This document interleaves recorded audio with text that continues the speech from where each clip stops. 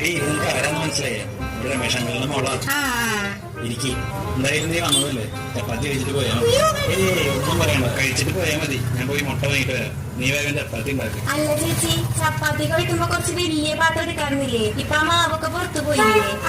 അതെല്ലേ, ശ്രദ്ധിച്ചില്ല മോളെ.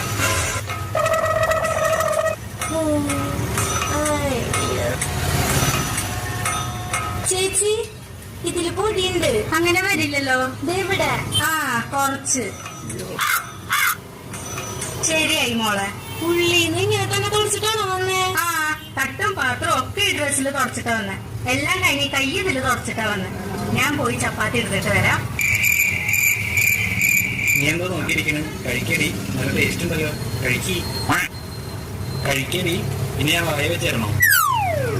മസ്താ ഒരു ഇങ്ങനെയാണോ ചെയ്യാ? പാത്രത്തിൽ കൈയിടാൻ പാടുണ്ടോ?